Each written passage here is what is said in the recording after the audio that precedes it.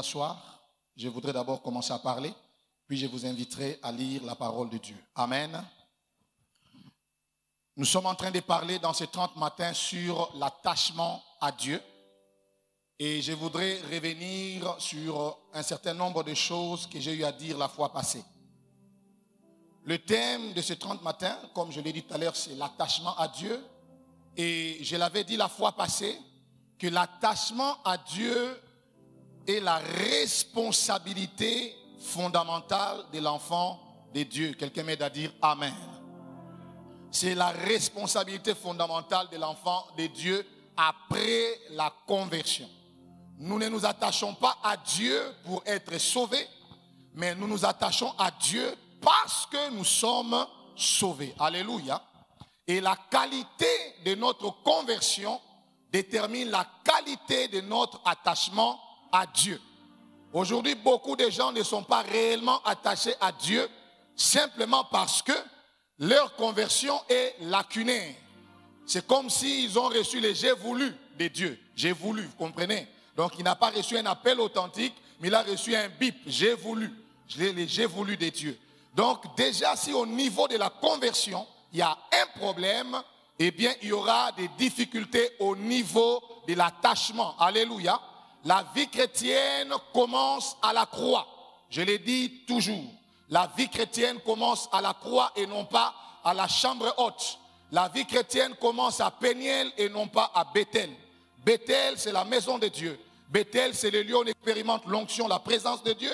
Mais Péniel, c'est le lieu où Dieu nous brise, Dieu nous transforme et l'homme charnel devient l'homme spirituel. Jacob devient Israël à Péniel. Et avant de voir Bethel, il faut passer par Péniel. Avant de monter à la chambre haute, il faut passer par la croix.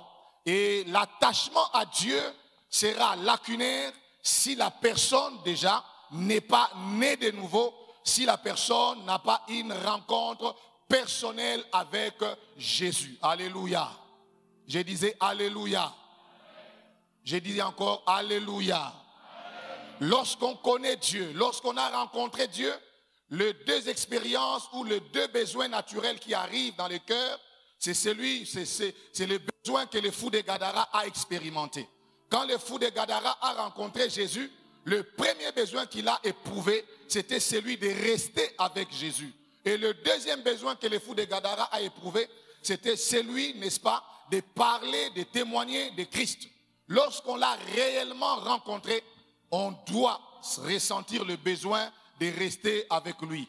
Aujourd'hui, je m'étonne la nature de conversion que nous avons dans nos églises. Quelqu'un qui est converti aujourd'hui, mais qui ne ressent pas les besoins de chercher Dieu, qui ne ressent pas les besoins de rester attaché à Dieu. Le fou de Gadara, après avoir rencontré Jésus, a ressenti vite les besoins de rester attaché à Jésus. Alléluia.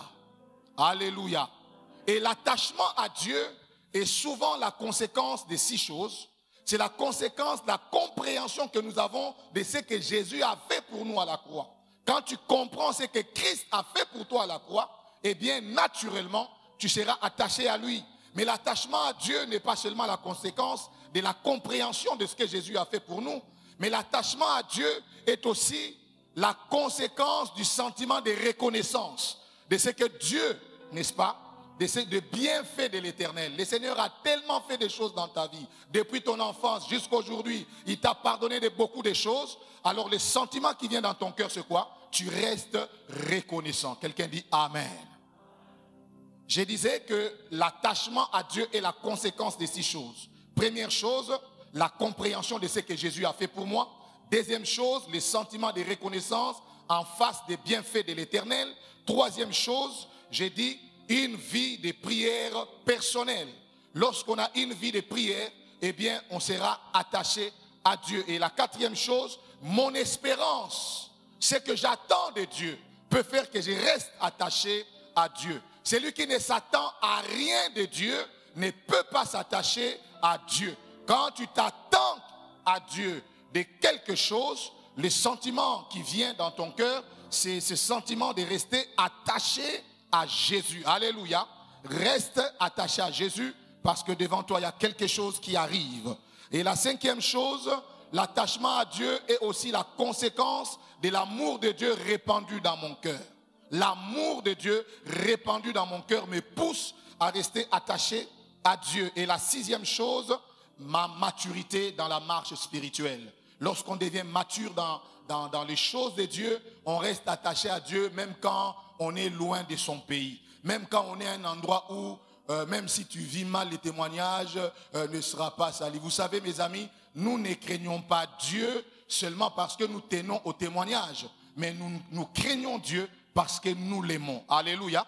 Il y a certains endroits du monde, tu arrives comme ça, tu peux mal te comporter, ça ne se saura pas. D'ailleurs, tu vis dans un environnement où les gens ne s'intéressent pas à toi. Ils ne te connaissent même pas. Ils ne savent même pas qui tu es. Tu peux vivre dans le désordre, personne ne le saura. Eh bien, si dans cet endroit-là, toi, tu as toujours craint Dieu pour préserver les témoignages, en cet endroit-là, tu peux vivre mal, les témoins ne seront pas salis. Alors, comment tu vas vivre? Alors, je crois que la première chose, je pense, que lorsque nous nous attachons à Dieu, le désir d'abord, c'est quoi? C'est que je dois témoigner à Dieu mon amour et ma reconnaissance, ma crainte, même à un endroit où on ne me connaît pas en tant qu'enfant de Dieu. Je ne crains pas Dieu seulement parce que je veille sur mon témoignage, mais je crains aussi Dieu parce que je l'aime. Quelqu'un dit Amen. Alors, notre attachement à Dieu peut être ferme pendant un certain temps, mais notre attachement à Dieu, à un moment donné, peut connaître, n'est-ce pas, un affaiblissement. Mon attachement à Dieu peut ne pas être constant et il peut subir, n'est-ce pas, des situations, des fluctuations à cause des réalités de la vie, à cause des chocs de la vie, à cause des pressions qui peuvent arriver. Mon attachement à Dieu peut sembler faiblir. Et dans ce cadre-là, nous avons essayé la fois passée de vous parler sur un aspect important, vaincre les pensées empoisonnées. Et je voudrais l'intituler aujourd'hui, comment vaincre les pensées empoisonnées. Et je voudrais ici vous inviter à faire une très longue lecture avec moi. Psaume 73, c'est les Français des Belges. On va s'élever. Psaume 73 ou Psaume 73 pour ceux qui ne se retrouvent pas. Est-ce qu'on peut s'élever pour faire la lecture de la parole de Dieu? Psaume 73. Est-ce qu'on peut s'élever rapidement? Je voudrais prêcher la parole de Dieu. C'est Asaph qui parle ici. Oui, Dieu est bon pour Israël, pour ceux qui ont les cœurs purs. Toutefois, mon pied allait fléchir, mes pas étaient sur le point de glisser, car j'ai porté envie aux insensés, en voyant le bonheur des méchants. Rien ne les tourmente jusqu'à leur mort, et leur corps est chargé d'embonpoint. Ils n'ont aucune part aux souffrances humaines. Ils ne sont point frappés comme les restes des hommes. Aussi l'orgueil leur sert de collier, la violence et les vêtements qui les enveloppent. L'iniquité sort de leurs entrailles. Les pensées de leur cœur se font jour. Ils raillent et parlent méchamment d'opprimés. Ils profèrent des discours hautains. Ils élèvent leur bouche jusqu'aux cieux et leur langue se promène sur la terre. Voilà pourquoi son peuple se tourne de leur côté. Il avale l'eau abondamment. Et il dit, comment Dieu saurait-il? Comment les Très-Hauts connaîtrait-il? Ainsi sont les méchants, toujours heureux. Ils accroissent leur richesse. C'est donc en vain que j'ai purifié mon cœur et que j'ai lavé mes mains dans l'innocence. Chaque jour, je suis frappé. Tous les matins, mon châtiment est là. Si je disais, je veux parler comme eux, voici, je trahirai la race de tes enfants. Alléluia. Quand j'ai réfléchi là-dessus pour m'éclairer, la difficulté fut grande à mes yeux, jusqu'à ce que j'eusse pénétré dans les sanctuaires de Dieu et que j'eusse pris garde au sort final des méchants. Oui, tu les places sur des voies glissantes, tu les fais tomber et les mets en ruine. Et quoi? En un instant, les voilà détruits. Ils sont enlevés, anéantis par une fin soudaine. Comme un songe au réveil, Seigneur, à ton réveil, tu repousses leur image. Lorsque mon cœur s'est grissé et que je me sentais percé dans les entrailles, j'étais stupide et sans intelligence. J'étais à ton égard comme les bêtes. Cependant, je suis toujours avec toi. Tu m'as saisi la main droite. Tu me conduiras par ton conseil. Puis, tu me recevras dans la gloire. Quel autre ai-je au ciel que toi? Et sur la terre, je ne prends plaisir qu'en toi. Ma chair et mon cœur peuvent se consumer. Dieu sera toujours les rochers de mon cœur et mon partage. Car voici, ceux qui s'éloignent de toi périssent. Tu anéantis tous ceux qui te sont infidèles. Pour moi, m'approcher de Dieu, c'est mon bien. Je place mon refuge dans le Seigneur l'Éternel afin de raconter toutes tes œuvres. Que Dieu ajoute la révélation à la lecture de sa parole. Alléluia. Alléluia.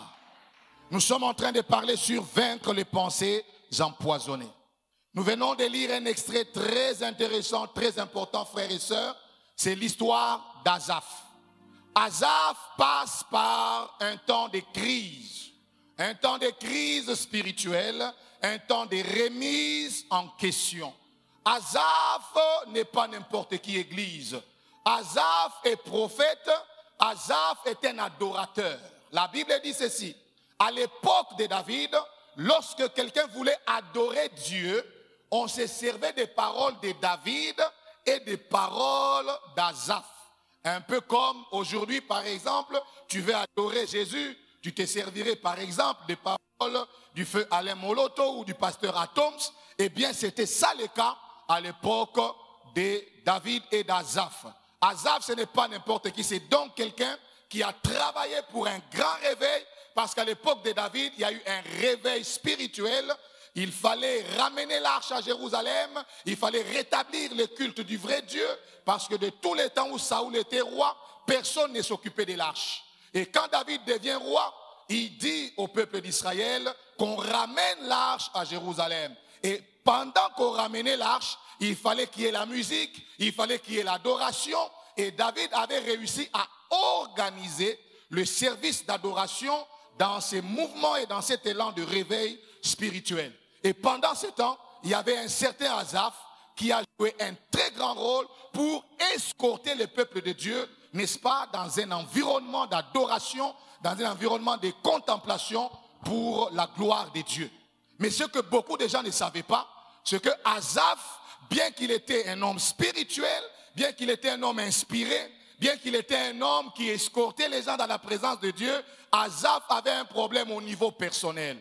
Un problème que tout le monde ne voyait pas. Un problème qui était caché. Un problème qui était au-dedans de lui. Une crise qui n'était pas visible, frères et sœurs. Alléluia. Alléluia. C'est le cas d'Asaph. Un revivaliste, un homme qui aide les autres à entrer dans la présence de Dieu.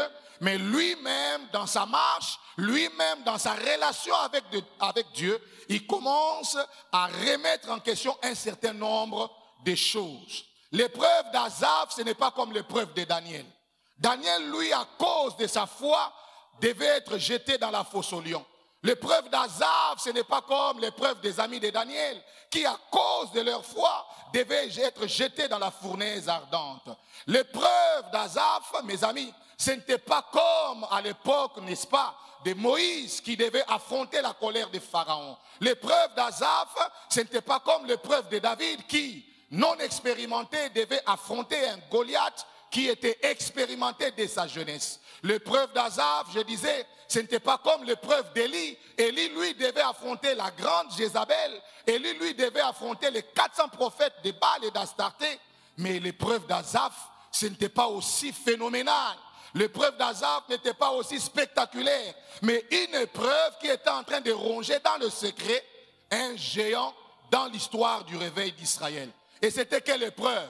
Le combat au niveau de ses pensées. Alléluia. Le combat au niveau des pensées d'Asaph. Asaph a un combat au niveau de ses pensées. Il introduit son psaume en disant, l'Éternel est bon, je le sais.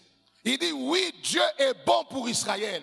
Il dit, je sais même qu'il est bon pour ceux qui ont le cœur pur. Personne ne pouvait informer Asaph sur les bontés de l'Éternel. Il avait toutes les informations sur les bontés de Dieu. C'est un peu comme aujourd'hui, certaines personnes, tu veux lui donner Jean 3,16, il te dit non, je connais ça, il te récite Jean 3,16. Vous savez, il est plus facile de gagner un païen que de gagner un rétrograde. Alléluia. Alléluia. Il est plus facile de gagner un païen que de gagner un rétrograde. Parce que quand tu viens déjà, ce que tu veux faire chez lui, il faisait ça chez d'autres personnes. Et il sait quel verset on donne à quelqu'un pour qu'il rentre dans la foi. Et tu donnes seulement un verset, lui il te récite ça. Tu es déjà neutralisé. Tu prends un autre verset, il te récite ça, neutralisé. Alléluia. il est plus facile de ramener au Seigneur un païen que de ramener un rétrograde. Alléluia. Et Asaph ici a ses problèmes. Il connaît tout. Il sait tout sur les bontés de Dieu. Asaph sait que Dieu est bon pour Israël. Mais c'est qu'Asaph ne sait pas que Dieu est aussi bon pour lui. Asaph commence à douter de la bonté de Dieu dans sa vie. Non pas parce que le diable lui aurait dit que Dieu n'est pas bon, mais à cause seulement des choses que les yeux d'Asaph sont en train de voir. Asaph commence à revoir ses convictions premières. J'ouvre ici une parenthèse pour vous dire ceci. À chaque fois que dans votre vie, vous passez par des temps d'épreuve, vous passez par des temps de difficultés, si les sentiments immédiats qui viennent dans votre cœur vous poussent à vous révolter contre Dieu, sachez que le diable est derrière cette épreuve-là. Est-ce que vous me cessez très bien? À chaque fois dans votre vie, vous passez par des temps difficiles, par des temps d'épreuve, et que les sentiments immédiats vous poussent à vous révolter contre Dieu, sachez que c'est le diable qui est derrière ça. Alléluia. Asaph, il dit Dieu est bon, je le sais. Il est bon pour Israël, ça aussi je le sais. Mais écoutez ce qu'il dit par la suite. Il dit ceci, malgré cela, malgré tout ce que j'ai comme information sur les bontés divines, il dit malgré cela, mon pied allait fléchir. Frères et sœurs, ça c'est grave. La Bible dit dans 2 Chroniques 29-30 que Asaph était prophète. C'est quelqu'un qui avait des révélations surnaturelles. Il était capable de chanter et d'entrer dans le prophétisme. Quelle dimension! C'est un homme qui avait une grande dimension spirituelle. Mais à un moment donné de sa vie, il nous donne une information que personne ne savait. Je suppose, personne ne le savait. C'est lui-même, à la fin de ce processus de crise, qui informe à tout le monde, mon pied allait fléchir. Et pourquoi son pied allait fléchir? Il dit ceci, mes pas étaient sur le point de glisser parce que je portais envie aux insensés. Asaph a commencé à regarder comment évoluer sa vie. Il a commencé à regarder les années de sa vie qu'il a consacrées à servir l'Éternel Dieu dans le temple. Comment au travers de lui, beaucoup de vies ont été transformées, des vies ont été changées. Asaph estimait que après ces années d'attachement à Dieu, après ces années de consécration à l'Éternel, n'est-ce pas, mon social allait subir une régénération, une transformation parce que j'ai servi les seigneurs. Mais vous savez quoi? Asaph vit le revers de la médaille. Il s'est consacré à Dieu. Il a servi Dieu. Et même qu'en Israël, plusieurs années après, même à l'époque d'Ézéchias, pendant qu'on adorait toujours Dieu avec les paroles d'Asaph. Donc ce n'est pas n'importe qui. Il a laissé des traces dans l'histoire du réveil d'Israël. On continue à chanter, à célébrer Dieu avec les paroles d'Asaph. Et Asaph pensait qu'après avoir travaillé durement comme ça pour Dieu, après être resté attaché à Dieu, après ces années, eh bien, dans son social, quelque chose allait changer comme reconnaissance de la part du Seigneur. Il constate une chose, que ceux qui ne craignent pas Dieu vont de l'avant, ceux qui ne servent pas Dieu réussissent. Et ça commence à travailler son cœur, frères et sœurs. Ça commence à travailler ses pensées. Et je vous parle ici, mes amis, de comment vaincre les pensées empoisonnées. Le cœur d'Asaph est empoisonné, n'est-ce pas, à cause de ce qu'il vit, à cause des réalités de sa vie, à cause de son quotidien. Il a servi Dieu. Il n'allait pas dans des bars, il n'allait pas dans des boîtes de nuit. C'est quelqu'un qui était consacré à Dieu, mais il se trouve que toutes ces années de zèle, toutes ces années d'attachement à Dieu semblent ne pas avoir payé. Et pendant ce temps, Asaph commence à faire la comptabilité de sa vie. Et malheureusement, son focus se trouve à un mauvais endroit. Son focus se trouve à une très mauvaise direction. Il commence à regarder les insensés. Comment ils vont de l'avant. Les gens qui ne craignent pas Dieu, comment ils émergent dans l'entreprise. Les gens qui ne craignent pas Dieu, comment ils émergent dans les quartiers. Mais moi, je crains le Seigneur. Moi, je suis attaché à Jésus. Mais regardez comment ma vie est devenue. J'ai fait ceci pour le Seigneur. Je fais cela pour Jésus. Mais regardez ce que ma vie devient. Eh bien, c'est ça le cas d'Asaph. Il dit, mes amis, il dit, car je portais envie aux insensés en voyant le bonheur des méchants. Suivez ce que Asaph dit au verset 4. Il dit, rien ne les tourmente jusqu'à leur mort. La question que je vous pose ce matin, est-ce que ceci est vrai? Est-ce que ceci est vrai? Ce ne sont que les apparences. Mais vous savez, mes amis, si ton cœur est empoisonné, ton discernement sera faussé. Alléluia. Ta lecture des choses sera aussi altérée. Son cœur n'est plus bien. Quand ton cœur est abîmé, même la personne que tu aimais, tu ne l'aimes plus. Mais quand ton cœur, bien-aimé, est dans de bonnes dispositions, tout ce que la personne fait, tu apprécies parce que ton cœur est bien. Et le diable sait que la force et l'équilibre de l'homme se trouvent au niveau de ses pensées. Alléluia. La force et l'équilibre de l'homme se trouvent au niveau de ses pensées. Et celui qui contrôle les pensées de l'homme, il est capable de contrôler la vie de cet homme. Celui qui contrôle les pensées d'un homme, il est capable d'influencer les actions de l'homme. Alors le diable, pour lui, il s'est dit, je ne dois pas d'abord commencer à attaquer l'homme au niveau des actions. Je dois attaquer l'homme au niveau de quoi? De ses pensées. Et le combat d'Azaph, c'est un combat de pensées. Le diable lui présente un certain nombre de choses. C'est vrai que dans le texte, on ne parle pas directement du diable. Mais je vous ai dit ceci. Lorsque dans une épreuve, les sentiments immédiats qui vous arrivent, c'est de vous révolter contre Dieu, le diable est derrière ça. Alléluia. Et partant donc de ces principes, je me suis permis de croire que toute cette lecture qu'Azaph a de sa vie, l'évaluation qu'il fait de la vie des autres, n'est-ce pas? Je suis sûr que l'ennemi travaillait quelque part.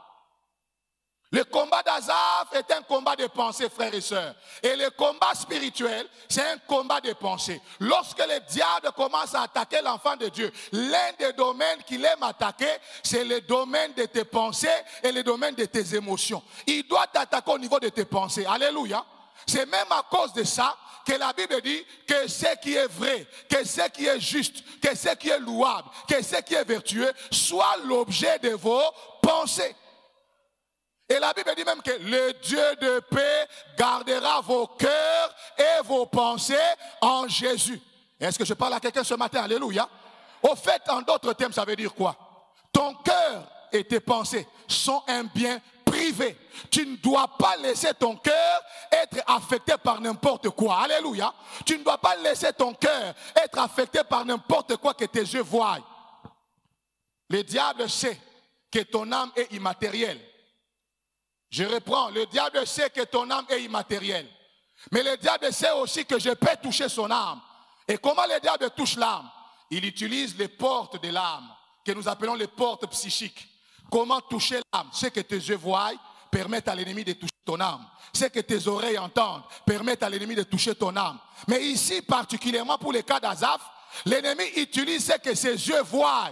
Il dit, j'ai porté envie aux insensés. Quand je regarde leur vie, rien ne les tourmente. Frères et sœurs, écoutez un peu cette déclaration d'Azaph.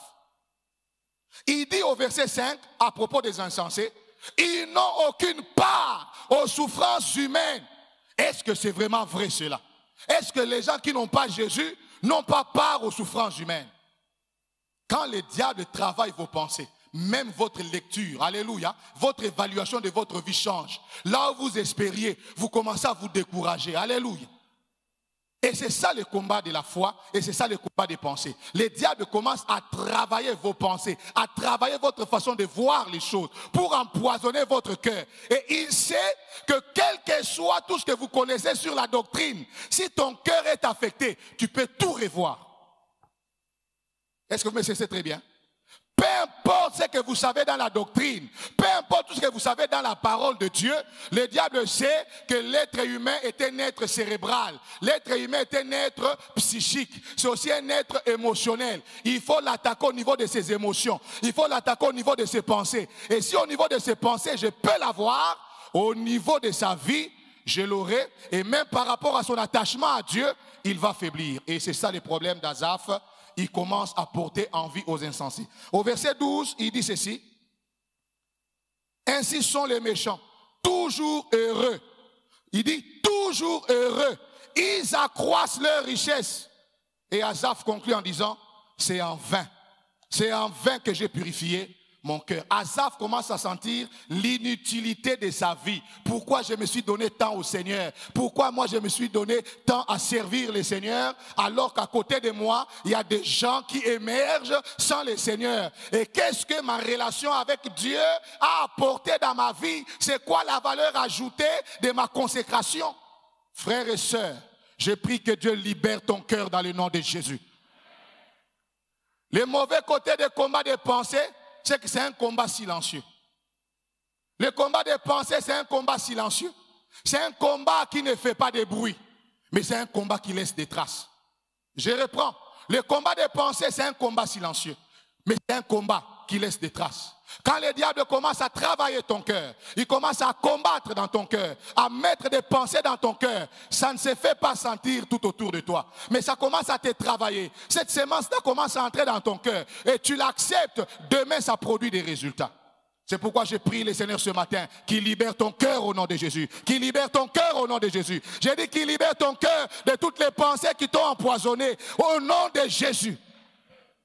Frères et sœurs, Asaph est travaillé.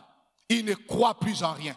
Il est devenu un homme désespéré. Un homme qui, quand il se regarde lui-même, il compare sa vie à la vie des autres. Asaph est découragé. Asaph est abattu au-dedans de lui. Frères et sœurs, j'ai trouvé à peu près 7 choses et je vous en supplie d'écrire ça. 7 choses, n'est-ce pas, qui ont empoisonné les cœurs d'Asaph. La première chose, il portait les regards vers les personnes qui n'ont pas Dieu. C'était ça sa référence.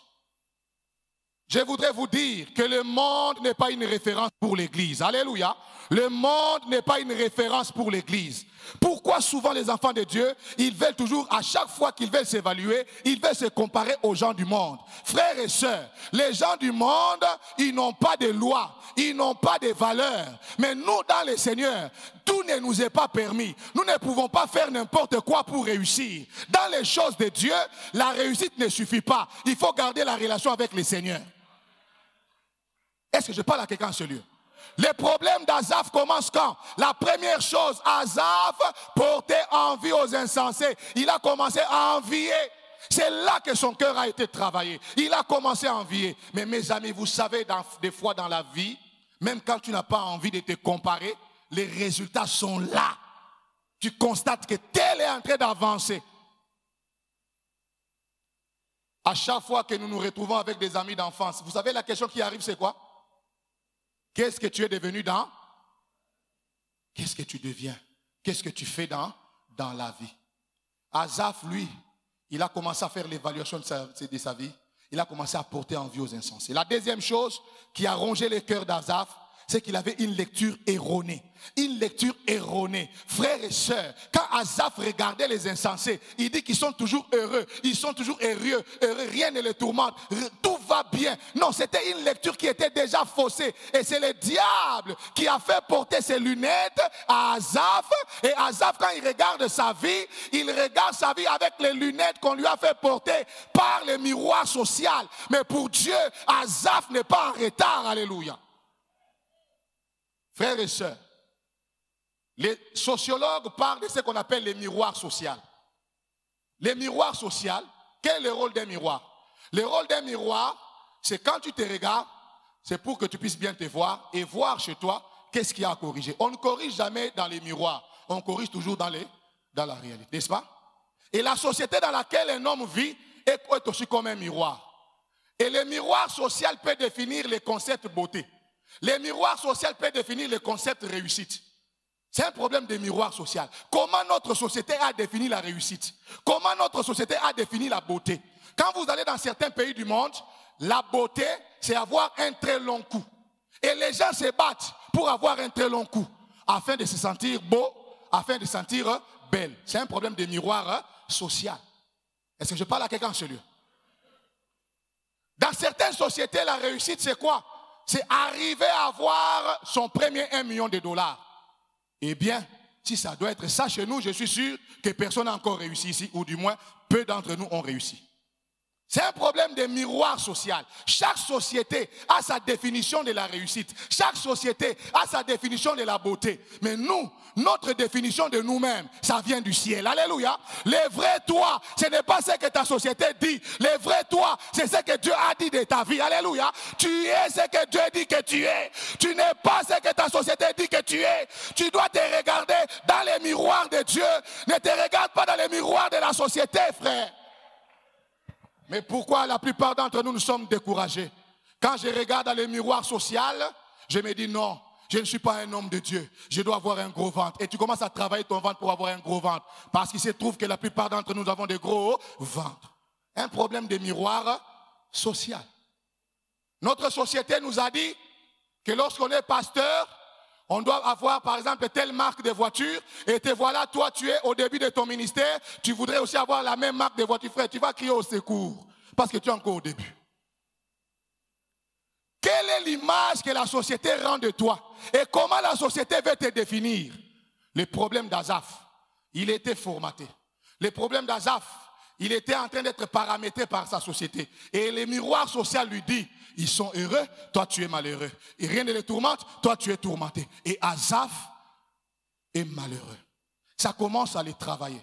Frères et sœurs, vous savez combien de gens dans les entreprises sont prêts à empoisonner seulement parce qu'ils estiment que l'autre est heureux. Lui, il va bien, rien ne le tourmente. Et on est prêt à faire du mal à l'autre. Les problèmes d'Azaph, il avait une lecture erronée de la réalité. La réalité, ce n'est pas toujours ce que nous voyons. La réalité, c'est ce que Dieu a dit de ta vie. Alléluia. J'ai dit encore, la réalité, c'est ce que Dieu a dit de ta vie. Et la Bible dit ceci, restez attachés aux réalités d'en haut où Christ est assis à la droite de qui? De Dieu. Parce que la vraie réalité de ta vie, ce n'est pas ce que tu es, mais la vraie réalité de ta vie, c'est ce que le ciel a dit de toi. Alléluia. Par rapport au ciel, David est un roi, mais par rapport à la terre, David est un berger. Alléluia. Vous voyez mes amis? Mais comment faire qu'un berger devienne roi? Ça c'est la providence divine. Le berger se trouve dans la forêt, le roi doit être là où se trouve Saoul. Dieu lui-même a commencé à travailler les temps et les circonstances pour que David devienne le vrai Louis. Je prie le Seigneur que tu sois toi-même dans le nom de Jésus. J'ai dit, je prie que tu sois toi-même dans le nom de Jésus. Des fois, nous sommes découragés parce que nous voulons être quelqu'un d'autre, frères et sœurs. Ne laisse pas l'environnement te définir. Est-ce que je parle à quelqu'un en ce lieu? Ne laisse pas l'environnement te définir. Ne laisse pas les succès des autres te décourager. Ne laisse pas que la réussite des autres soit un fouet entre les mains du diable. Lorsque tu vois quelqu'un qui a réussi dans ta vie, ça veut dire que Dieu n'est plus loin de toi. Dieu ne peut pas mettre devant toi un modèle de réussite pour te décourager. Quand Dieu met devant toi un modèle de réussite, c'est pour t'inspirer. Mais Azaph, le modèle de réussite tout autour de lui, commence à les décourager. Laissez-moi vous dire quelque chose et je crois en ça. Lorsque le modèle de réussite à côté de toi commence à te décourager, c'est que le problème, ce n'est plus les autres. Le problème, c'est toi. Tu as un problème de convoitise. Nous ne réussirons pas tous au même moment. Mais ce n'est pas parce qu'on ne réussira pas tous au même moment qu'on doit empêcher les autres de réussir aujourd'hui. Je voudrais dire à quelqu'un, ta destinée est un trône. Et dans la pensée de Dieu, il n'y aura pas de coup d'état. Personne ne prendra ta place. Même si tu ne dis pas amen, un jour tu diras amen à ça, même dans la salle de bain, tu diras amen à ça. Les problèmes d'Azaph, il veut être quelqu'un d'autre, il ne veut pas être soi-même. Quelqu'un a dit la première guerre mondiale a commencé quand l'homme a refusé d'être lui-même. Et quand vous refusez d'être vous-même, la seule place que vous occuperez dans la société, c'est d'être un second et jamais être le premier. Est-ce qu'on peut dire amen? Je vais dire quelque chose de bien ici. Amen. La Bible dit ceci. Vous serez toujours la tête. Est-ce que je peux préciser quelque chose que tu n'as pas saisi dans cette phrase-là? Dieu n'a jamais dit que vous serez toujours à la tête. Mais il a dit vous serez la tête. Il y a une différence entre être la tête et être à la tête. On peut être la tête sans être à la tête. Dites amen, je vais ouvrir ça. Aman était à la tête, Mardoché était là, la tête. Vrai ou faux? Saoul était à la tête, David était la tête. Je prie que tu sois la tête partout, tu seras au nom de Jésus. Même si tu ne dis pas amen, c'est la vérité. Alléluia. Je prie que tu sois la tête au nom de Jésus. Parce que beaucoup de gens se disent, mais si tout le monde doit être à la tête, qui va diriger qui? Non, Dieu n'a jamais dit, vous serez à la tête. Mais il a dit, vous serez la tête. Ça veut dire quoi? Une position d'influence. Nazo sako l'influence na vinayo. Nazo sako l'influence na vinayo la comme la Yesu. Alléluia. Frères et sœurs, Le succès du voisin ne doit jamais te mettre dans l'insécurité. Dieu t'a créé comme une pièce originale. Dis avec moi original. Oh, dis avec moi original. Dis encore original. Frères et sœurs, croire en Dieu c'est une bonne chose. Mais croire en soi-même c'est aussi bon.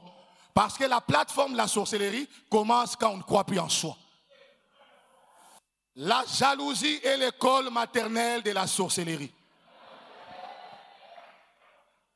On peut être sorcier sans sortir de son corps. Et l'un des signes majeurs de la sorcellerie, la jalousie. Parce que les jaloux pensent qu'on a pris sa place. Les jaloux pensent que c'est lui qui mérite tous les compliments. Non, personne n'a pris ta place. Alléluia. Tu es un être original. Dieu ne t'a pas créé avec des photocopies. Il ne t'a pas créé avec d'adjoints. Alléluia. Même en matière de destinée, il n'y a pas de jumeaux. Il n'y a pas de jumeaux en matière de destinée. Même les frères siamois, chacun a sa destinée. Personne n'est la photocopie de quelqu'un d'autre. Le problème d'Azaph, il avait une lecture erronée de la réalité. Frères et sœurs, je dis toujours, il ne faut jamais confondre l'événement à l'identité. On peut être à pied sans être piéton. Est-ce qu'on peut dire amen à ça? L'événement, c'est que je suis à pied, mais l'identité ne dit pas que je suis piéton. Je peux être encore dans le célibat. C'est-à-dire que quand vous voyez quelqu'un, si c'est un juste, hein, si c'est un enfant de Dieu, même s'il n'est pas marié, dites encore, il n'est pas marié. Mais ne lui collez pas l'identité. Alléluia. Il y a une différence entre l'événement et l'identité. C'est-à-dire que quand vous voyez un frère, il n'a pas de travail, ne dites pas aux gens qu'il est chômeur. Non, il n'est pas chômeur. C'est-à-dire qu'il n'a pas encore de travail. Donc parlez de l'événement, l'identité, laissez ça à Dieu. Parlez de l'événement, mais l'identité, laissez ça à qui? À Dieu. Tu viens de rater l'occasion vraiment de dire amen. La troisième chose qui empoisonnait le cœur d'Azaph, le diable utilisait le succès de son entourage pour blesser son cœur. Le diable utilisait le succès de son entourage pour blesser son cœur. Frère, combien de fois le cœur des vrais enfants de Dieu se trouve empoisonné parce que le succès de l'autre est devenu un fouet entre les mains de qui? Du diable. Frères et sœurs, c'est ici que la parole de Dieu s'accomplit. L'un sera pris, l'autre sera laissé. Ce texte n'est pas seulement vrai pour l'enlèvement. Même deux jeunes filles qui marchent en cours de route, l'une sera mariée, l'autre va continuer encore dans le célibat. C'est la parole. La vie n'est pas une course. Et si elle était une course, elle ne consiste pas à dépasser l'autre. Elle consiste à se dépasser soi-même. Dieu nous met dans des difficultés parfois, non pas pour que tu dépasses les autres, mais pour que tu te dépasses toi-même. Est-ce que tu peux dire amen à ça? Or, souvent nous nous trompons des compétitions. Quelqu'un d'autre et tu veux dépasser d'autres personnes alors que la personne à dépasser c'était toi-même. Oh na leke na côté, na leke na koyemba te. Oyemba bien ndenga libanda, na leke na ndenga kata, oyemba bien ndenga kati. Oyemba bien ndenga libanda, oyemba bien ndenga ya kati. Nana balbo me belé, mais moi bi mezate po banzemu na ndenga ndenga ya kati. Alléluia. Frères et sœurs, les problèmes d'Azaph, les diables utilisaient les succès des autres, la réussite des autres. Je prie que Dieu te libère de ce piège dans le nom de Jésus. J'ai dit que Dieu te libère d'un cœur sorcier dans le nom de Jésus. J'ai dit que Dieu te libère dans le nom de Jésus. Qu'il libère ton cœur au nom de Jésus. C'est facile d'être attaché à quelqu'un parce que vous tous, vous êtes dans une même situation, vrai ou faux? Nous appelons ça amitié circonstancielle des temps, ACT en sigle. On est amis tant que nous sommes célibataires. Dès que l'autre se marie, oh, depuis à Bala, comment on a qui ça? Mais normalement, il faut la qui ça, il faut la qui ça. Il faut la qui ça. Alléluia. Oh, t'es todo kokasu yete. Akumika mouke, ouais, ma voiture, mais c'est normal, c'est normal. Sa situation a changé. Si sa honte a été publique, pourquoi vous ne voulez pas que sa gloire soit publique? Alléluia. Frères et sœurs, les problèmes, une grande partie du combat du chrétien, c'est les cœurs. Je vous dis la vérité, c'est les cœurs. C'est les cœurs. Et le diable, sachant cela, qu'est-ce qu'il fera? À côté de toi, il permettra un jour que tu aies le sentiment que toi, les choses n'avancent plus, mais les amis, les choses avancent. Ça ne vous est jamais arrivé? Parfois, des petits-enfants se marient, mais toi, tu n'arrives pas toujours à te marier. Tu as l'argent, tu as le travail, mais au balaté. Oui, Dieu veut faire un travail dans ton cœur. Il veut que tu sois bien dans ta peau, sans te comparer à quelqu'un d'autre. Il veut que tu ne vives plus par rapport aux voisins. Parce que Dieu t'a créé pour être une pièce originale, pas pour être une photocopie. Dieu ne t'a pas créé pour être un second. Il ne t'a pas créé pour être quelqu'un d'autre. Alléluia. Il t'a créé pour que tu sois toi. Maintenant, si tu apprends à être toi-même, le succès du voisin m'édifie, mais ça ne m'insécurise pas. La quatrième chose qui rongeait le cœur d'Azaph, il pensait que le but de son attachement, c'était l'épanouissement social. Le problème d'Azaph, il pensait que comme je suis attaché, c'est que je vais m'épanouir socialement. Non, on ne s'attache pas à Dieu pour être béni, mais on s'attache à Dieu parce qu'il est la source de nos ressources. Alléluia. Je dois rentrer dans ma source. Je dois rentrer chez mon Créateur. Je ne dois pas me dire, comme j'ai prié maintenant comme ça, Dieu va me bénir. Non, ma consécration n'a pas pour but, n'est-ce pas, la bénédiction. Mon attachement à Dieu n'a pas pour but la bénédiction, l'élévation, mais mon attachement à Dieu a pour but la reconnaissance envers ce Dieu qui m'a sauvé et je dois rester avec lui. Les problèmes du fils prodigue, il n'avait pas compris l'importance de l'attachement. Quand il a eu le bien de son père, pour lui l'attachement ne sert à rien. Le plus important c'est la position. Et c'est la faiblesse de l'église. Les gens ne sont pas attachés.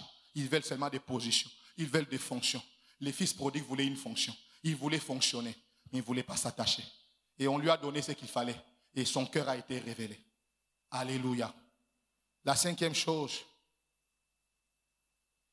Azaph faisait une mauvaise comptabilité, une mauvaise évaluation de sa vie. Comment évalues-tu ta vie? Quel est le baromètre avec lequel tu t'évalues? Tu t'évalues par rapport à qui? C'est quoi ton unité de mesure quand tu dis que je suis en retard?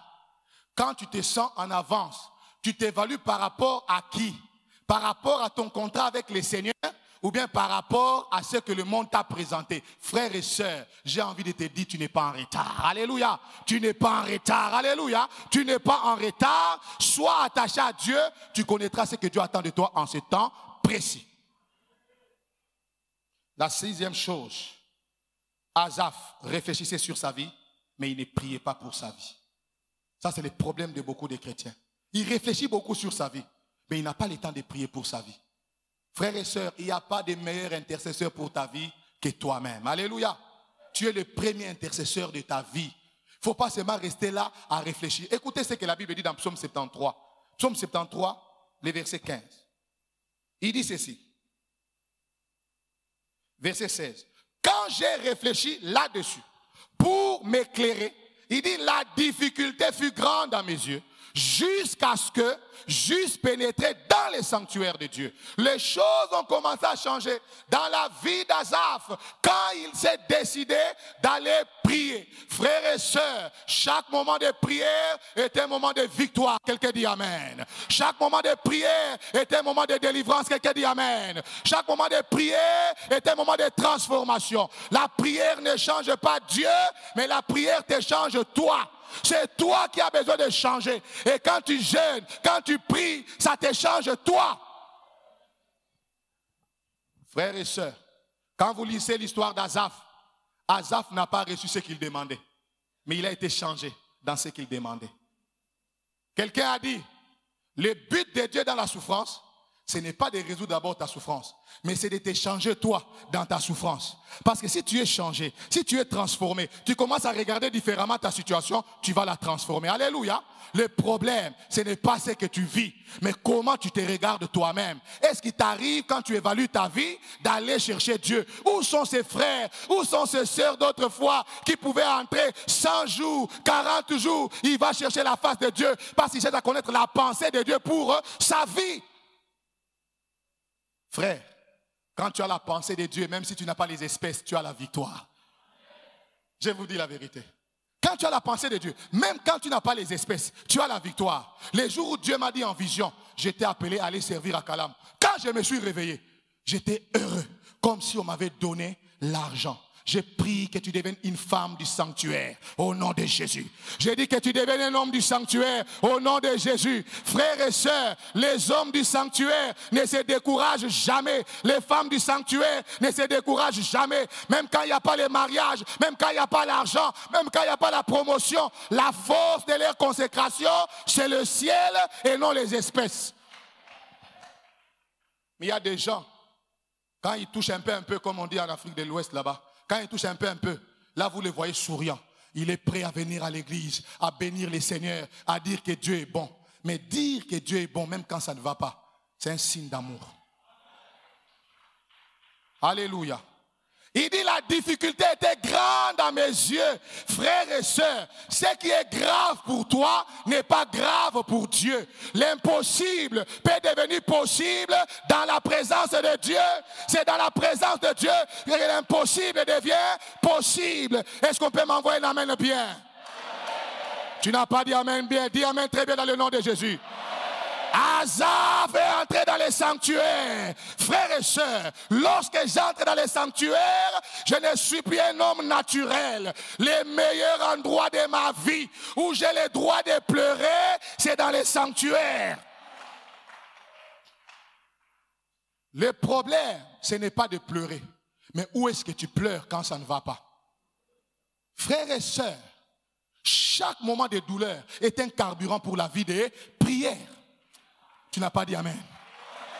Chaque moment de douleur doit me pousser à me mettre à genoux, à chercher Dieu. Je pleure, je prie. Je pleure, je prie. Je pleure, je gêne. Je pleure, je prie. Je pleure, je gêne. Alléluia. La souffrance n'est pas une excuse pour ne pas prier. Est-ce que je peux envoyer quelque chose? Ton combat est une preuve que l'adversaire a vu le futur. J'ai dit ton combat est une preuve que l'adversaire a vu quoi? Le futur. Il n'y a pas de combat gratuit en matière de destinée. Si tu as un grand combat, c'est que tu es aussi un grand dans la destinée. Est-ce que je peux envoyer quelque chose? Le temps d'un grand combat est toujours le temps du dernier combat. Quand ton combat semble être le plus grand de ta vie, c'est que c'est le dernier combat de ta vie. Est-ce que je peux répéter ça? Le temps d'un grand combat est toujours le temps du dernier combat. Le Seigneur a dit, les Égyptiens que vous voyez, vous ne les verrez plus. Carton rouge, alléluia. Le temps d'un grand combat est toujours le temps du dernier combat. Maintenant, le combat est un appel à la prière. Quand tu vois qu'il y a des combats dans ta vie, ça veut dire que Dieu t'appelle à faire quoi? À prier. Quand tu as le sentiment que ces derniers temps, tu as trop de tristesse, tu as trop de ça veut dire que Dieu te veut jeûner. Il faut commencer à jeûner. Jeûne au rythme des combats que tu as. Ne prie plus comme tout le monde. Est-ce que je parle à quelqu'un sérieux ce matin? Est-ce que je parle à quelqu'un sérieux ce matin? Si tu ne pleures pas dans la présence de Dieu, Pénina te fera pleurer devant Elkana. Est-ce que tu m'as suivi? Si tu ne pleures pas dans la présence de Dieu, Pénina te fera pleurer devant Elkana. Maintenant, quand Pénina parlait, les genoux de Anne faisaient quoi? Les genoux parlaient. Maintenant, yokangai. Na mutatie mabolongo na se, na mutazolo batona ngwa leki. Mutama bolongo. Asaph, il dit la difficulté était grande à mes yeux. Et il se trouve aujourd'hui, il y a une difficulté qui est grande à tes yeux, la rentrée scolaire, n'est-ce pas? C'est peut-être les minervales de tes enfants. Laissez-moi vous dire, nous avons le droit de prier pour tout. Que personne ne vous dise, oh vous aussi vous exagérez, vous priez pour tout. Oui, je dois prier pour tout, parce que Dieu est un Père pour moi. Comment vous voulez m'interdire d'avoir des dossiers que je ne traite pas avec Dieu? Avec Dieu, on traite de tous les dossiers. Même à ta fiancée, quelle est la panzambe? Alléluia. Quelle est la panzambe? Alléluia. Les premières fiançailles là, laquelle est la panne? Alléluia. Est-ce que vous voyez alléluia?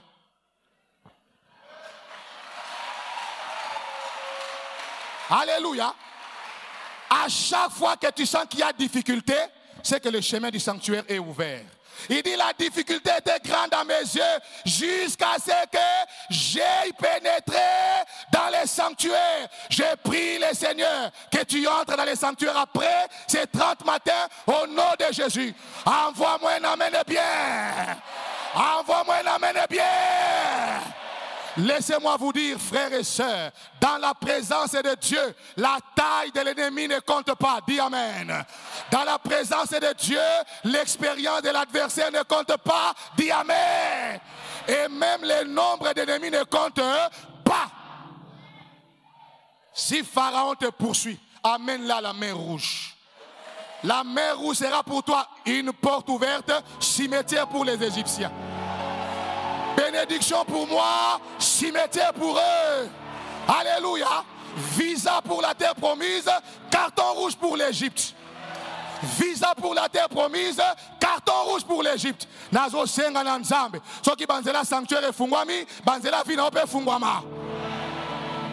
Lorsque les sanctuaires s'ouvrent, ta vie doit changer. Lorsque vous lisez Psaume 63, on dit psaume de David dans le désert de Juda. Dans le désert de Juda, David dit mon âme a soif de Dieu. Quand on est dans un désert, la première soif qu'on a, ce n'est pas la soif de Dieu, c'est la soif de l'eau. Mais dans le désert de Juda, David a eu la soif de quoi? De quelque chose de surnaturel. Amatisi,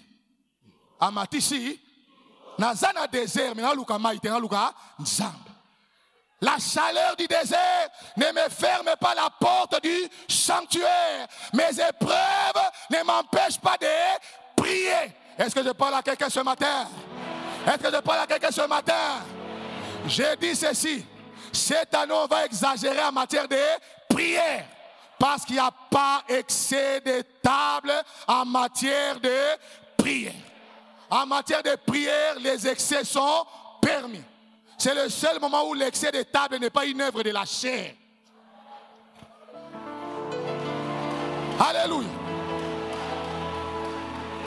Frère, si quelqu'un te dit, toi aussi tu pries trop, dis-lui c'est ton problème, tu n'as pas de problème. Alléluia.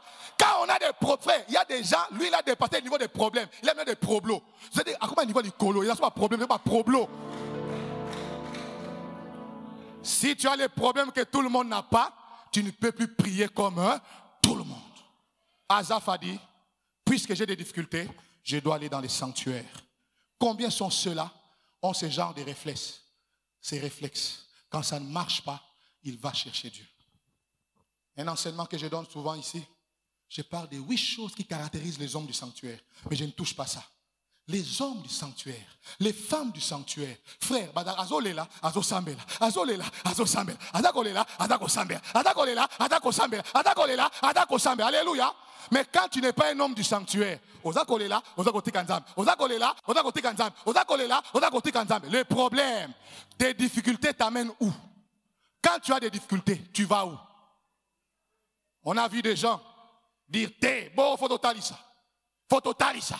Marambo faut totalisa yango eleki bakomo lekisa na famille tokotalisa bakomo kokufela kabo tokotalisa eloko bokotalisa pa nani loba bien loba moni kondime kiti omoni kondime kiti o tokotalisa pa nani panganga moni mwana nzambe bakomo na panganga oza président équipe okomo luka yaya de mwana nzambe akeli kusapa yaya mwana nzambe omoni kondime kiti kita va envoyer là-bas kuna mort na mort, il y a pas de vie là.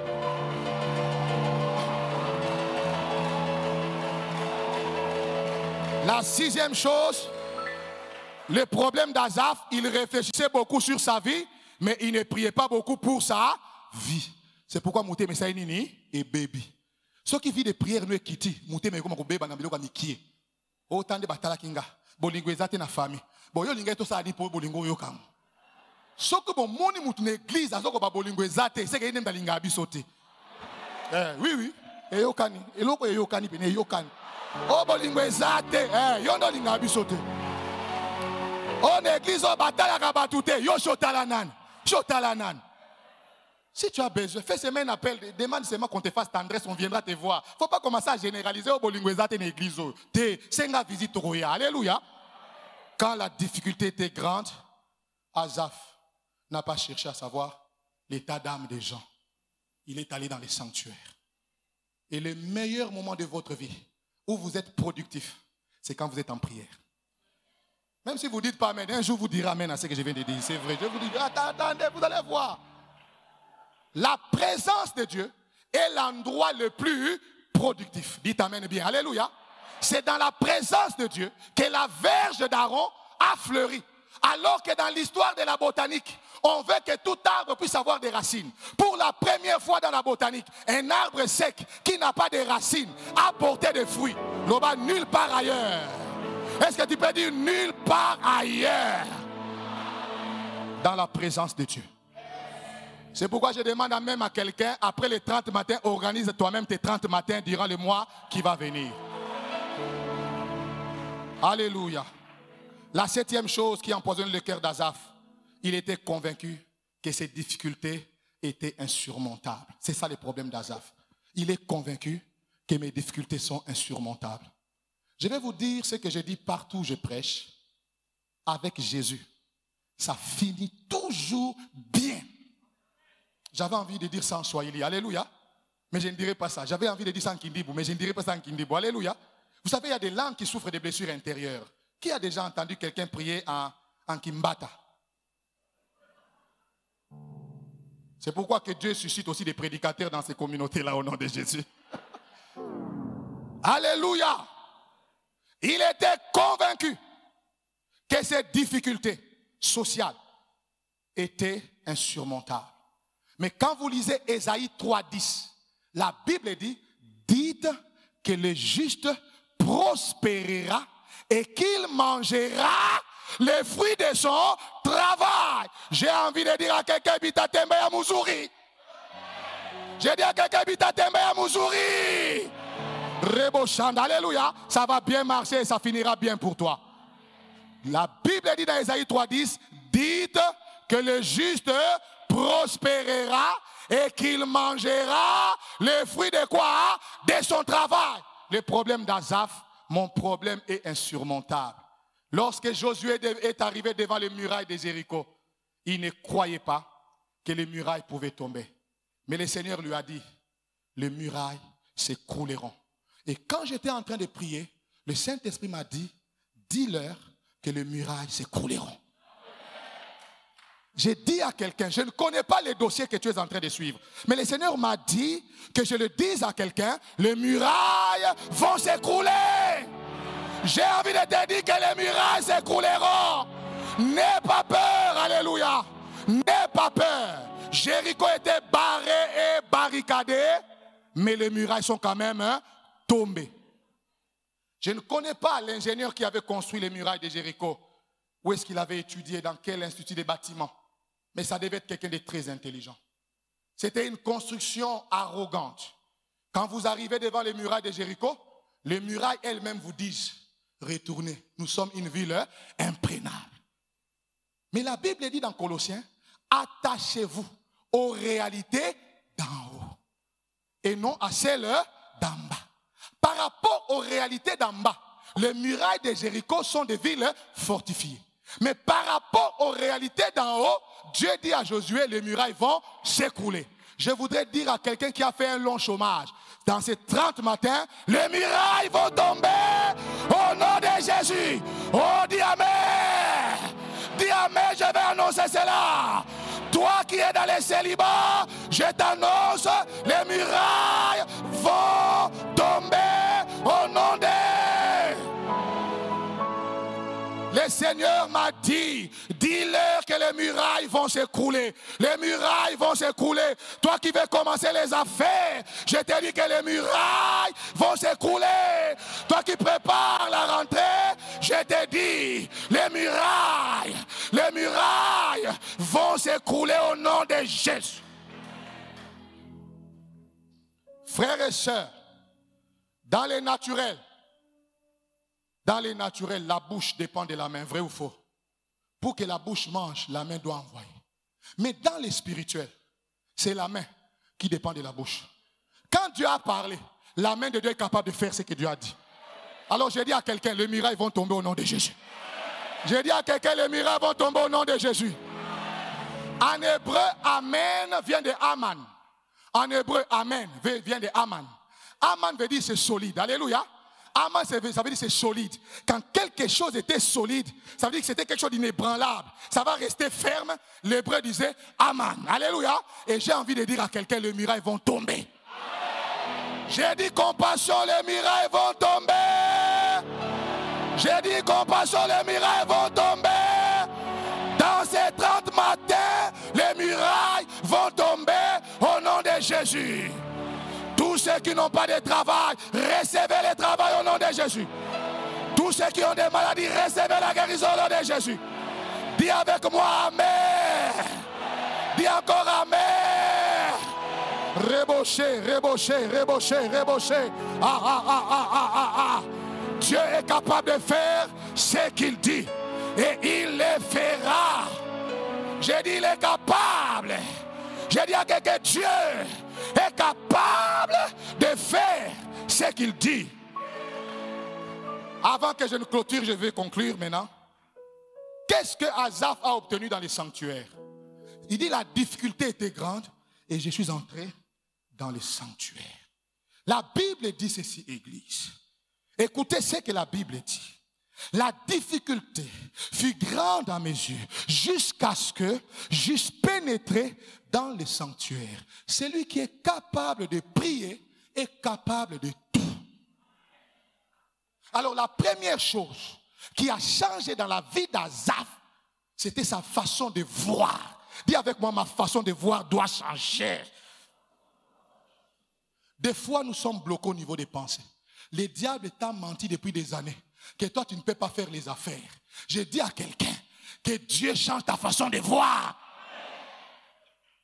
Le diable t'a déjà mis dans la tête que toi, tu ne peux pas devenir propriétaire d'une parcelle. J'ai pris Dieu qui change ta façon de voir au nom de Jésus. J'ai dit à quelqu'un, tu ne mourras pas locataire. Que le locataire dise Amen très bien au nom de Jésus. Que le locataire dise Amen très bien au nom de Jésus.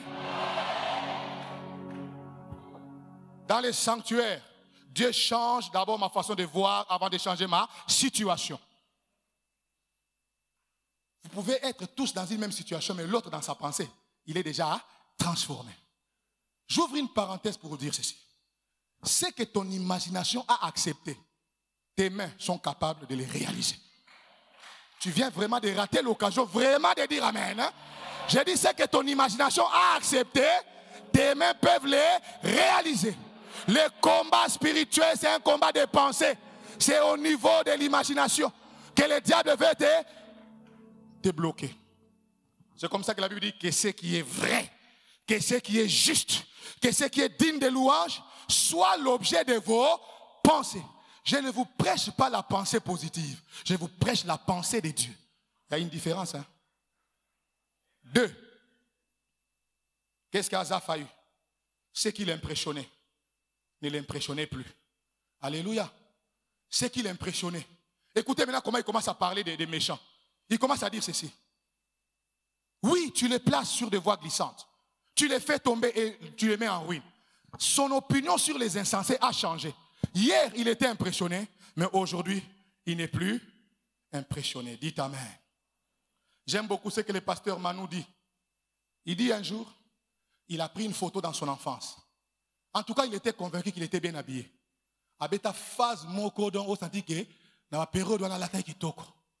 Et plusieurs années plus tard, quand il regarde la photo, Azobituna, fier aux autres là, wapi. Ça dit quoi? La gloire du futur peut changer ta lecture d'aujourd'hui. Tu n'as pas dit Amen. Alléluia. La gloire du futur.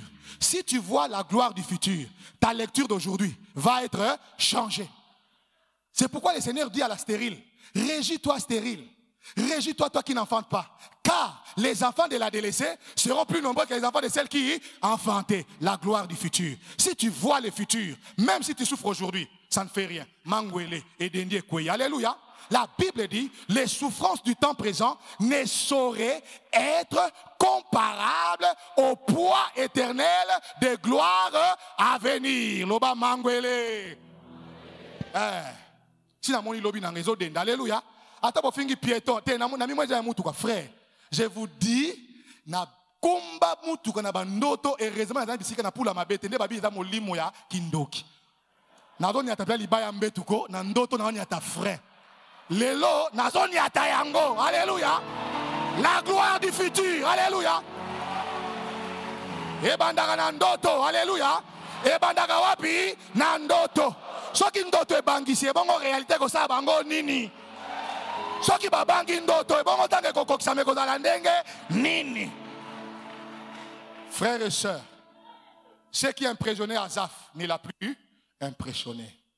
Frères et sœurs, respectons les gens qui ont réussi, mais ne nous laissons pas intimider. Tu entres dans un marché, tu vois quelqu'un qui fait sortir des 100. Et Nzambe, Moutaokufa. Nous sommes pas sur le supermarché. Mais le salaire est légué. Oh, salaire nanga. Oh, ça c'est premier mois, 2 mois. Et vous savez quoi? 3 mois salaire, nous sommes là, chips.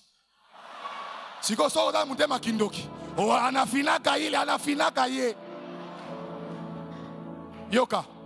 Maintenant, si au-dedans de toi, tu es un homme du sanctuaire, tu fais sortir les 5 $ que tu as. Fils unique, 5 $. Obi bon, et la fils unique, Yazana 100, Nana 5. Alléluia. Yazana 100, Nana combien? Na 5. Asombi ba chips, na asombi mai. Poani, na pour sa chips té. Na pour sa chips, na pour sa mai. Alléluia. Écoutez, on raconte l'histoire d'un frère. On l'a rencontré en ville. Et le monsieur lui a dit, mais c'est comme si on s'est déjà vu quelque part. C'était à Paris. Mon ami, comme c'est vraiment quelqu'un qui aime bien rigoler, il dit, non. Il lui dit, c'est pas Hong Kong. Or, mon ami n'est même pas encore allé là-bas. Il dit, ce n'est pas Hong Kong. C'est pas Hong Kong. C'était pas aux États-Unis? Non. Paris? Non. Bon, Tokyo. Alléluia. Pourquoi? Je sais en qui j'écris. Le bas mangwele. Hey. Alléluia. Oyena culte, mutalati veste à kitoko. Yo en polo, l'onction fonctionne même en polo. Alléluia. Je lève mes mains, j'adore Jésus. Je suis en polo, mais je suis racheté. Je suis en babouche, je suis racheté. Alléluia. Mutabank sangazate. Alléluia. Dans les sanctuaires, ce qui impressionnait Asaph ne l'a plus impressionné. Dans la vie, il y a des hauts et des bas. Mais le problème, les jours où tu es dans les bas, le diable met devant toi un modèle de réussite pour te dire que tu ne vas pas t'en sortir. Non. Je vais te dire une chose. Si tu as l'impression que tu n'arrives pas à sortir de la vallée des Baka, c'est que tu vas la transformer. Tu as entendu? Si tu as l'impression que tu n'arrives pas à sortir de la vallée des Baka, c'est que Dieu veut que tu la transformes. Il y a des vallées qu'on ne quitte pas. Il y a des vallées qu'on transforme. Amen. La troisième chose, l'amour d'Asaph a grandi dans les sanctuaires, malgré les épreuves. Et la cinquième chose, la quatrième chose, la référence d'Asaph n'était plus les autres, c'était maintenant Dieu. Dans les sanctuaires, la référence d'Asaph, ce n'était plus les autres, c'était maintenant Dieu. Qui est ta référence pour la réussite? Qui est ton unité de mesure? Quand tu évalues ta vie, tu regardes à qui? Tu es en compétition avec qui? Frères et sœurs, celui qui vit dans les sanctuaires est encouragé et inspiré par les autres, mais il n'est jamais intimidé. Est-ce que vous me suivez très bien? Il n'est jamais intimidé. Ne te laisse pas intimider par les modèles de réussite des autres, mais laisse-toi être inspiré. La cinquième chose, Asaph a compris que quand on s'éloigne de Dieu, on périt. Il dit, celui qui s'éloigne de toi, périt. Et il conclut en disant, pour moi, m'approcher de mon Dieu, c'est mon bien. Ce n'est plus être comme les insensés. Mais pour moi, m'approcher de mon Dieu, c'est mon bien. Je voudrais qu'on se lève et qu'on lise ces textes. Et je vais conclure par là. Jean 13, 5 à 7. Jean 13. La requête, ce sera, Seigneur, change ma façon de voir. Alléluia. Change ma façon. Je vais voir le monde avec tes lunettes. Jean 13, 5 à 7. Est-ce que nous pouvons nous lever? Si vous êtes malade, confirmez ça en restant assis. Si vous êtes en bonne santé, confirmez ça en vous levant. Jean 13, 5 à 7. Est-ce qu'on peut lire? La Bible dit quoi? Ensuite, il versa de l'eau dans un bassin Et il s'est mis à laver les pieds des disciples et à les essuyer avec le linge dont il était saint. Il vint donc à Simon-Pierre et Pierre lui dit, toi Seigneur, tu me laves les pieds. Jésus lui répondit, ce que je fais, tu ne le comprends pas maintenant, mais tu le comprendras bientôt. J'ai envie de dire à quelqu'un, ce que Dieu a commencé à faire dans ta vie dans les 30 matins, tu ne le comprends pas, mais bientôt tu le comprendras. Alléluia. J'ai dit bientôt tu le comprendras. Et je voudrais maintenant qu'on chante Dieu est capable de faire tout ce qu'il dit, il fera. Tu vas chanter cette chanson. Tu vas dire Dieu est capable de faire tout ce qu'il dit. Il accomplira. Il accomplira. Il accomplira. Il a appelé Gédéon vaillant héros alors qu'il n'y avait même pas encore un combat. Mais il l'appelle déjà vaillant héros. David était déjà roi alors qu'il n'y avait pas un trône. Dieu est capable. Je veux qu'on chante ça dans un rite de célébration comme des gens qui ont compris que le diable a menti. Dieu va accomplir ce qu'il dit.